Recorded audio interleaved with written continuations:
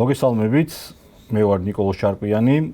26-27 მარტს თბილისში ბანკი ქართულ ცენტრალური და აღმოსავლეთ ევროპის საბანკო ასოციაციასთან ერთად უმასპინძლებს 51 საერთაშორისო საბანკო კონფერენციას. კონფერენციის ფარგლებში მე ჩემს თანაწამყვანთან გიგა ლებანიძესთან ერთად და მოწვეულ სტუმრებთან ერთად განვიხილავთ იმ საკითხებს, რომელიც მნიშვნელოვანია დღეს ქართული საბანკო სექტორისთვის და ამასთანავე გაცილებით უფრო დეტალურად იქნება განხილული კონფერენციის ფარგლებში. დღეს ჩვენი სტუმარი იქნება საქართველოს ეროვნული ბანკის ფინანსური ბაზრების დეპარტამენტის დირექტორი ალექსანდრე ხაზარაძე. გამარჯობა. საუბარი გვინდა დავიწყოთ ერთ-ერთი მნიშვნელოვანი თემით, ეს არის ვალუტის გაცვლითი კურსი. მინდა გავშალოთ ეს თემა, როგორ დგინდება, რა არის ეროვნული ბანკის როლი, რა არის ბანკების როლი და ასე შემდეგ. ნამდვილად საჭირო თემა, სამედნიეროდ ბოლო პერიოდში ლარი საკმაოდ სტაბილურობით გამოირჩევა და ამისთვის ამაში რა თქმა უნდა ძალიან დიდი წვლილი აქვს მაკროეკონომიკურ ფაქტორებს. ის რომ ეკონომიკა ძალიან კარგი ტემპებით ვითარდება, იზრდება ტურიზმი და კიდევ სხვა მრავალი ფაქტორი.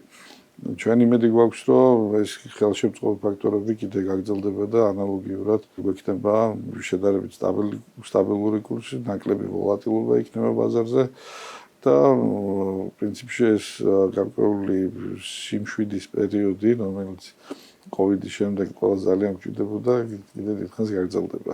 თუმცა ხაზს უსვამ, რომ ლარი რა თქმა უნდა ეს არის ვიწოდებული free floating valuta, ანუ ეროვნული ბანკი ცდილობს რომ კურსზე გავლენა არ მოახდინოს, ჩვენ მაქსიმალურად ვადევნებთ თვალყურს მიმდინარე მოვლენებს, ვცდილობთ რეზერვებით შევავსოთ, თუმცა ისე რომ კურსზე დიდი გავლენა არ გქონდეს და შესაბამისად ეს ბუფერის ფუნქცია რაც აქვს სავალუტო გაცვლით კურსს ეს შევინარჩუნოთ.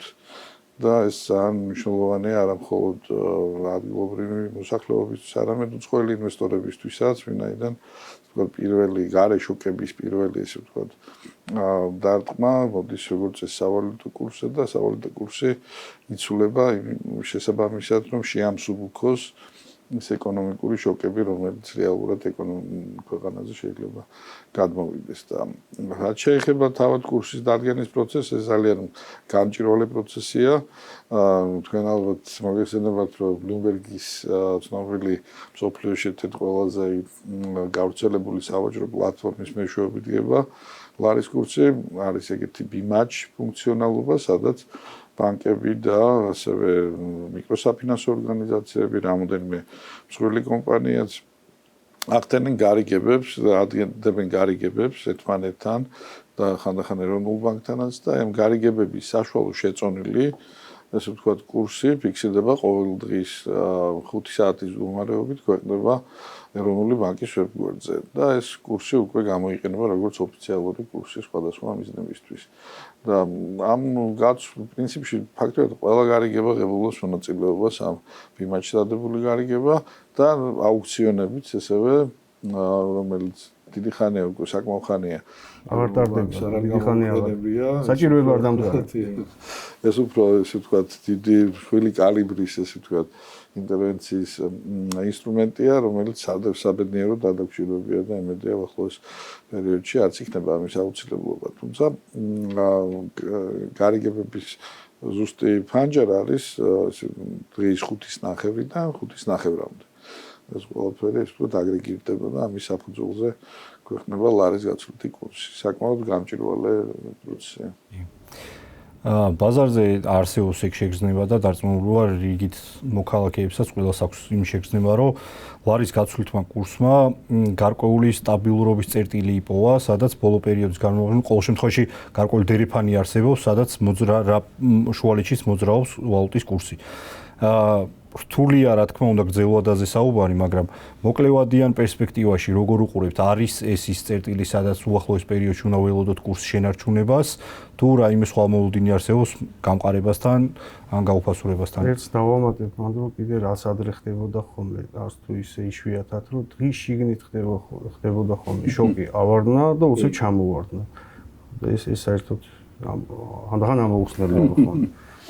ხო, ალბათ იგით მაყურებელმა შეიძლება არ იცოდეს ეს ყოველ დღის შიგნით კურსის მერყეობის თაობაზე, იმიტომ რომ ფაქტიურად ან ესე მითუმ აღნიშნები ხა არ ხდება ფაქტიურად სტაბილურად, ის მეტნაკლებად ზემოთ წავა ჩამოვა და სტაბილურია. ალბათ ბაზრის ზრდამაც მნიშვნელოვნად შეუწყო მაგას ხელი, იმიტომ რომ წლების განმავლობაში ყოველწლიურად ბაზარის მნიშვნელოვნად იზრდება, შესაბამისად ერთეული გარიგებების წილი და გავლენა გაცილებით ნაკლებია ბაზრის მდგომარეობაზე. აი ზუსტად აღნიშნეთ, ესე იგი ვინაიდან მოცულობა რაც უფრო მეჩხერია ბაზარი, ერთეული დიდი გარიგება იმდენად უფრო დიდ გავლენას ახდენს. ანუ აქ საუბარი გვაქვს ბაზრის ლიკვიდობაზე და მიუხედავად იმისა, რომ პრინციპში აქ ყველა ბანკია ჩართული და ღებულობს მონაწილეობას ვაჭრობაში, თუმცა ეს ჭარბი ნაკადები თუ არ წარმოიქმნა, ფაქტობრივად გარიგების აუცილებლობაც არ არის, შეიძლება ვთქვა და მეტნაკლებად მეჩხერი იყო ისტორიულად ესეთი გარიგებების მოცულობა, თუმცა ბოლო პერიოდში, ბოლო რამოდენიმე წელია მნიშვნელოვნად გაიზარდა მოცულობამ და კურსაც უფრო მეტი სტაბილურობა ახასიათებს.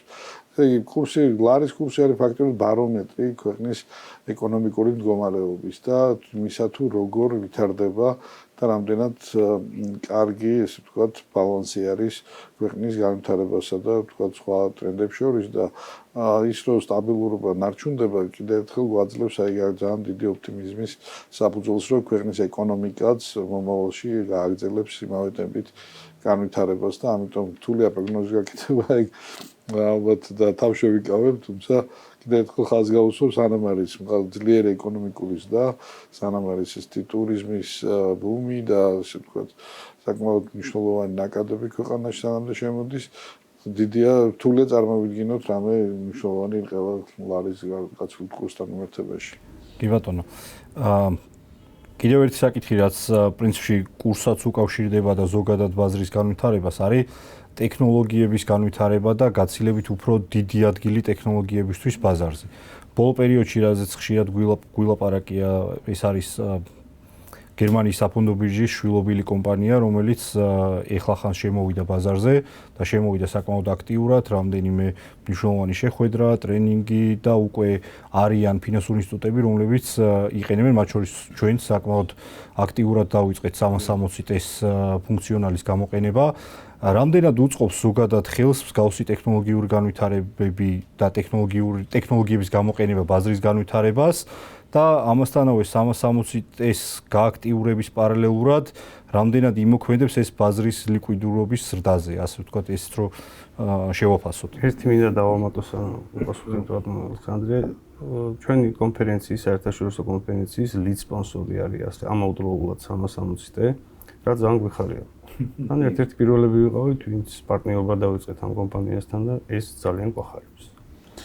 ძალიან სწორი გადაწყვეტილება იყო პარტნიორობის დაწყება, მე ხაზი გავუსვა, რომ საქართველოს ფინანსური სექტორის წარმატება დამოკიდებულია ტექნოლოგიებზე და თვითონ კონფერენციის ერთ-ერთი მიზანიც არის, რომ აი ეს ტექნოლოგიებს და ახალ ესე ვთქვათ მიმართულებებს მაქსიმალურად ხაზი გაესვას და ბანკებიც ჩართულები იყვნენ აი ამ ინოვაციურ პროექტებში და მიუხედავად იმისა, რომ შეიძლება FX ბაზარი საქართველოში საკმაოდ სტაბილურად არსებობს და იმანჩიც პრინციპში თავის ფუნქციას ასრულებს ბანკთა შორის გარიგებების დიდი მოცულობის გარიგებების დადების უზრუნველყოფის კუთხით არის გარკვეული სეგმენტი, რომელიც უფრო საშუალო და მცირე ობიექტებს და ინსტიტუციებს გულისხმობს, რომელთაც ესეთი პლატფორმა არ აქვს, ანუ გარიგებების, სავალუტო გარიგებების დადებას გარკვეული სირთულეებს აწყდებიან და ზუსტად მათთვის შეიძლება წარმოვიდგინოთ ეს ტექნოლოგიური solutions, რაც უძახიან 360-ის პლატფორმა. ეს ფაქტიურად წარმოიდგინეთ, როგორც ფიუჩერსების ვაჭრობა ხდება ცენტრალიზებულად, ანალოგიურად ხდება უცხოური ვალუტის ამ ეტაპზე საუბარია უცხოური ვალუტაში, რა თქმა უნდა, დოლარი მოიაზრება პირველ რიგში.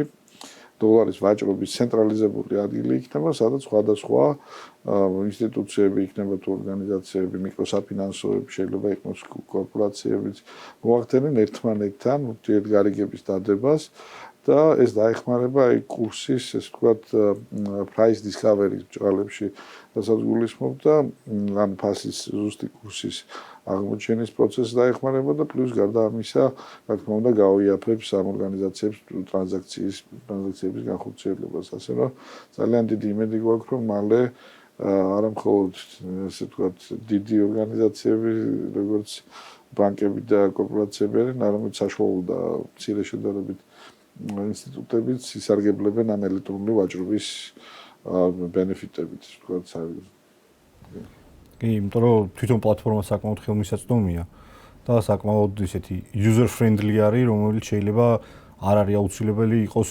ბანკის დონის ხაზინის თანამშრომელი რომ გამოიყენოს. თან კომპანიის მიდგომას, იგივე ტრეინინგების კუთხით, დახმარების კუთხით.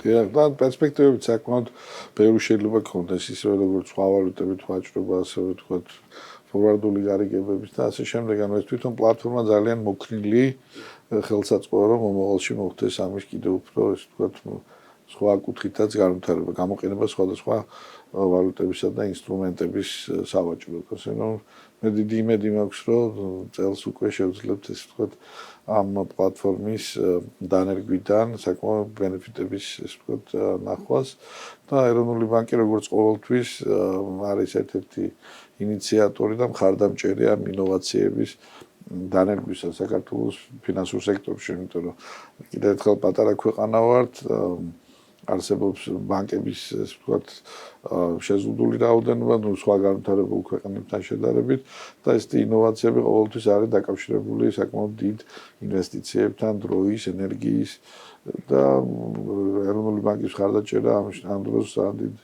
ალბათ დიდ დახმარებას უწევს ადგილობრივ კომერციულ ბანკებსაც ამ სფეროში. რადგან ტექნოლოგიებში შევხედოთ, მეორე ტექნოლოგიური თემით გავაგრძელოთ, რაც ეხება ეს ხაზინების პროგრამულ უზრუნველყოფას, რომელშიც რომლის იდეაც იყო წარმოვიდა ეროვნული ბანკიდან და ხაზინების ასოციაციიდან და 6 კომერციული ბანკი საქართველოში ახორციელებს ამ პროექტს. ამაზე რომ ვისაუბროთ და ეს თემას რომ გავშალოთ. ეს კიდე ერთი ნამდვილად მნიშვნელოვანი პროექტი არის, რომელიც ალბათ სამაგალითო იქნება, ესე ვთქვათ, ჩვენს რეგიონში, იმიტომ რომ პრინციპში ანალოგია არ ყავს, რაც მსმენია, არ აქვს, რაც მსმენია პრინციპში არის იყო ევროპაში დანიაში დანერგილი პროექტი, თუმცა ითვალისწინებს, რომ ერთიან პლატფორმაზე, რომელიც იქნება განთავსებული ფიზიკურად ეროვნული ბანკის ესე ვთქვათ, სერვერებზე და ჰოსტინგი მოხდება ეროვნული ბანკის მიერ, ეს პლატფორმა მოიქნება დანერგილი 6 კომერციული, ფაქტიურად მთელი საბანკო სექტორი შეიძლება ვთქვათ 95%. მათ შორის ჩვენც აქტიურად ვართ ჩართულები. და ეს პლატფორმა არის ამით გამორჩეული, რომ ფაქტიურად რისკების მართვის ძალიან კომპლექსური მეთოდოლოგიისა და ესე ვთქვათ ენჯინების წყალებში ბევრი ჟარგონს ხმარობ უკაცრავად ამისთვის, მაგრამ ამის გარეშე ძალიან რთულია საბანკო სექტორის რისკების მართვა და მით უმეტეს როცა საუბარი გვაქვს ისეთ დერივატიულ პროდუქტებზე საუბარზე, როგორც სვაპები, ფორვარდები და ასე შემდეგ, მით უმეტეს აი ესეთ ინსტრუმენტებში ჭირდება უკვე კომპლექსური სისტემები.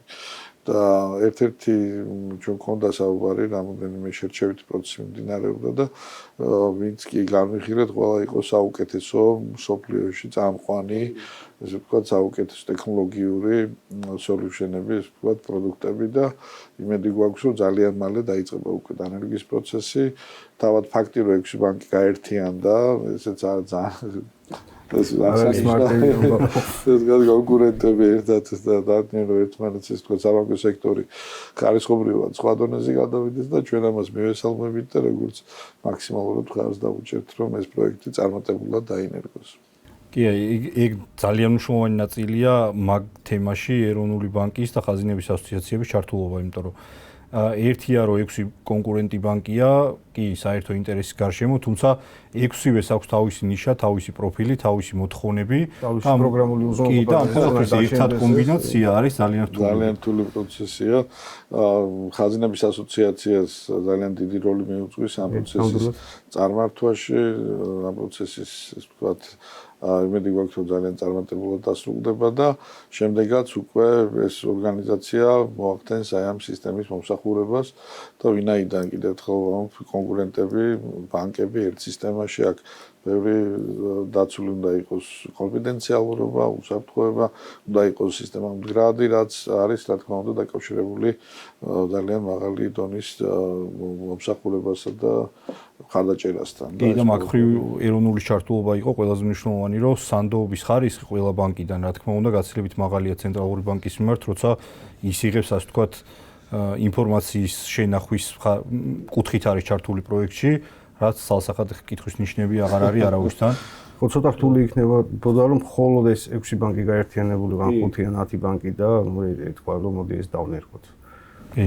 და რომელიმესთან განვათავსოთ მაგალითად სერვერები. ხო, ეგ საერთოდ. ხო, აი დობის ხარისხი რა თქმა უნდა, ხო, ანუ ალბათ ისევ და ისევ ნეიტრალურ ხარისხთან უნდა იყოს ეს ყველაფერი განთავსებული.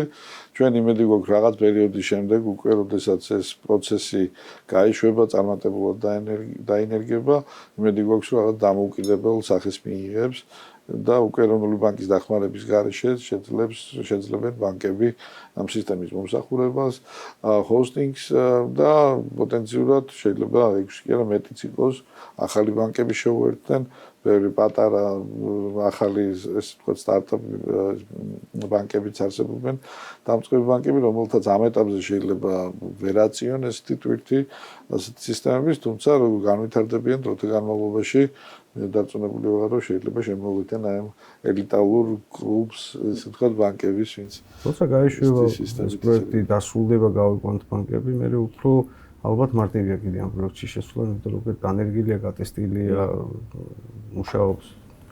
კი, და ბევრი მიმართულებით ამარტივებს ბანკის ყოველდღიურ ცხოვრებას. FX ვაჭრობიდან დაწყებული ფასიანი ქაღალდების აღრიცხვა, დერივატივები, წარმოებული პროდუქტები ძალიან მნიშვნელოვან ცვლილებას თავაზობს ნებისმიერ კომერციულ ბანკს. ჩვენი გადმოსახედიდან ჩვენთვისაც თავი დრაივერი პროექტში ჩართვის ეგ იყო. ეგ არის, რომ შიგნიდანაც გვიწევს რაღაცების შეცვლა დაუშვათ. თუ ესე ვაკეთებდით რაღაცებს, გვიწევს, რომ უფრო სხვანაირად ხნათ, უფრო ოპტიმიზაცია მოვახდინოთ, ანუ რაღაც დოზით ესეთი დიდი სოფტები შიდა კულტურასაც ცვლიან. სიკეთისკენ რა თქმა უნდა. დიახ, და თან ხაზი მინდა გავუსვა, რომ თვითონ სისტემის დანერგვის აუცილებლობა კიდევ ერთხელ გამოწვეული იყო აი კომპლექსური ინსტრუმენტების ბაზარზე, ასე ვთქვათ, ჩემ უფრო გავრცელების აუცილებლობით, იმიტომ რომ დღესდღეობით ჰეჯირება ანუ რაღაც 100% განაკვეთების ჰეჯირება იქნება თუ სავალუტო რისკის ჰეჯირება, ეს არ არის რაღაცა ჩვეულებრივი აღიარებული პრაქტიკაა. კომერციული სექტორისთვის კომპანიებს რო თავი დავანებოთ, ზოგი ბანკი შეიძლება არის ხოლმე, მაგრამ სხვა ისეთი უფრო დიდი კომპანიები შეიძლება თავს არიდებენ ჰეჯირების ოპერაციების განხორციელებას და ერთ-ერთი მიზეზია ის, რომ ბანკს ამ ეტაპზე საკმაოდ დიდი შრომა უწევს აი ამ თითოეული გარიგების, დერივატიული გარიგების აღრიცხვაში და მის შესაბამისი ბუღალტრული გატარებების წარმოებაში და როცა სისტემის მეშვეობით დღეში შეიძლება ათეულობით, ასეულობით ესეთი გარიგება დაიდოს, რომელიც პორტფელის დონეზე იქნება, ეგრეთ წოდებულ ტრეიდბუქის დონეზე იქნება, ანუ ნაწილობრივ სხვადასხვა გარიგებები ერთმანეთის გაქვითავენ, ასე რომ ჯამში წესით ჰეჯირება და ესეთ იმასთან დაკავშირებული პროდუქტები უნდა გაიებდეს და ჩვენც იმედი გვაქვს, რომ ეს ძალიან წაადგება ლარს და შემდეგ რეფინანსირების განაკვეთის გადაცემაც, ეს თქვა ჩვენი მონეტარული განაკვეთის გადაცემაც გაუმჯობესდება და საბოლოო ჯამში ფინანსური სექტორიც უფრო მდგრადი და უფრო სტაბილური გახდება ასეთი სისტემების მეშვეობით. კიდევ ერთი საკითხი, რომელზეც გვინდა რომ ვისაუბროთ, ეს არის თბილისის ბანკთაშორისი განაკვეთი ტიბრი, რომელიც ბოლო წლებია ბანკებში აქტიურად გამოიყენება ინდექსირებისთვის. მოკლედ რომ ვილაპარაკოთ ინდექსირების შინაარსზე და მნიშვნელობაზე, რაც დარწმუნებული ვარ საინტერესოა არა უშუალოდ სექტორში ჩართული ადამიანების, რომლებმაც ისე ყოველდღიურ ცხოვრებაში იციან ამის გამოყენება, მაგრამ ზოგადად საზოგადოებისთვის მნიშვნელოვანია, იმიტომ რომ ადამიანების დიდი ნაწილი დღეს სარგებლობს სხვადასხვა საბანკო პროდუქტით, სესხებით ძირითადად, რომელიც არის მათ შორის ტიბრზე ინდექსირებული. რამდენად მნიშვნელოვანია ინდექსირების საკითხი და ასევე საინტერესოა რომ ავხსნათ რატო გადავდივართ მთლიანი საბანკო სექტორი უფრო აქტიურად ტიბრზე და ამით ვანაცვლებთ მონეტარული პოლიტიკის განაკვეთს, რომელიც აქამდე გამოიყენებოდა ინდექსირებისთვის უფრო ხშირად. დიახ, იცით როგორი ესე ვთქვათ, ანუ მონეტარული პოლიტიკის განაკვეთი ეს უფრო ცენტრალური ბანკის მიერ ესე ვთქვათ დაწესებული განაკვეთია, რომელთაც ბანკებთან რომლის მეშვეობითაც ბანკებისთვის ხდება ლიკვიდობის მიწოდება, თუმცა რეალური საბაზრო განაკვეთი, ესე ვთქვათ, ბანკების მიერ თავად ყალიბდება ურთიერთგარიგებების, აი მჭარბი ლიკვიდობის ერთმანეთისთვის მიწოდების პირობებში და ესე ვთქვათ, პულსზე, ანუ ფინანსური სექტორის პულსი უფრო კარგად იგრძნობა ამ ტიბრის მეშვეობით. ანუ პატარა რყევა, პატარა შოკი იქნება თუ ლიკვიდობის დეფიციტი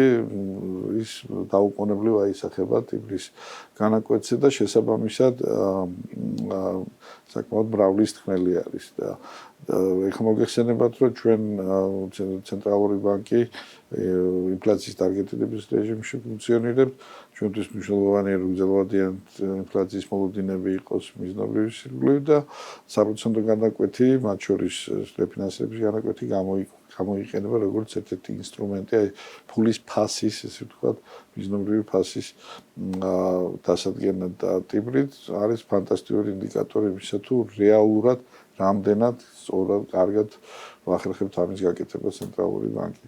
დროთა განმავლობაში ხო ცვლადი განაკვეთის მქონე ინსტრუმენტები ახსენეთ, რა თქმა უნდა, ამას თავისი დადებითი და უარყოფითი მხარეები აქვს, როცა განაკვეთები მცირდება ყველა სესხებზედლებს, ნაკლებს გადახდა უწევთ, როცა პირიქით როცა არის იწვევს უკმაყოფილებას და ამ შემთხვევაში არის ჩვენ თქვით კიდევ საპროცენტო კიდევაც საპროცენტო სვაპების თემა, როდესაც შეიძლება გადაცვლა, ესე ვთქვათ, აი ამ ცვლადი განაკვეთის ფიქსირებულ განაკვეთში. და ესეთი ინსტრუმენტები რაც უფრო მოხშირდება, იმდენთ უფრო ადვილი იქნება, ვთქვათ, როგორც ცვლად განაკვეთიანი პროდუქტების, ასევე ფიქსირებულ განაკვეთიანი შესხების აღება და მე იმედი მაქვს, რომ ეს პროცესი უფრო და უფრო წინ წავა დროთა განმავლობაში. კი ბატონო, ერთი ტრადიციული შეკითხვით დავასრულებთ ჩვენი პოდკასტების სერიაში, რადგან თვითონ პოდკასტების ღონისძიების ფარგლებში არის, რამდენად მნიშვნელოვანია კონფერენცია, რომელსაც ბანკი ქართულ მასპინძლებს მარტის ბოლოს, მსგავსი ტიპის საერთაშორისო კონფერენციების მასპინძლობა საქართველოსთვის და საბანკო სექტორისთვის. მე ავტოვანებული დარჩევ წავიგე პირველად რომ ეს კონფერენცია საქართველოში ტარდებოდა ქართველებს ამბიცია არ გვაკლია, თუმცა სამწუხაროდ ეს დიდი ღონისძიებების ჩატარებას ძალიან დიდი შრომა და ენერგია ჭირდება, ამიტომ ძალიან გამიხარდა რომ თქვენი ყავით პირველები, ვინც ფაქტიურად ესეთი მასშტაბის ღონისძიებას შეეჭიდეთ და დარწმუნებული ვარ, რომ ეს არა მხოლოდ ფინანსური სექტორის განვითარებას შეუწყობს ხელს, არამედ საქართველოს როგორც პოტენციურ ფინანსურ ცენტრს, აი ამ რეგიონის პოტენციურ ფინანსურ ცენტრს დაუმკვიდრებს, ისე ვთქვათ, სათავეს და მე მგონია, რომ სხვა ბანკებიც აიტაცებენ თქვენ ამ ინიციატივას და არა მხოლოდ რაღაც და ხშირად გვექნება ესეთი მნიშვნელოვანი კონფერენციები, იმიტომ რომ კიდევ ერთხელ ფინანსები, ტექნოლოგიები ესე განუყრელი რამ არის, შეუძლებელია ფურცელზე და ქაღალდზე და ვთქვათ, მარტივად მოხდეს ესეთი ტექნოლოგიების განვითარება და ეს კონფერენცია კიდევ ამ მხრივ ძალიან გამორჩეულია. ზოგადად მადლობა მინდა გადაგიხადოთ. მადლობა თქვენ. მადლობა. გვიხარია, რომ კონფერენციის ფარგლებში საქართველოს ფინანსური ბაზრის პოტენციალის შესახებ პანელურ დისკუსიაში გიხილავთ და ასევე მონაწილეებსაც ექნებათ შესაძლებლობა, რომ მოისმინონ პანელური დისკუსიის მონაწილეების მოსაზრებები. დიდი მადლობა სტუმრობისთვის. მადლობა თქვენ მოწვევისთვის და მოხარული ვარ. მე მონაწილეობა.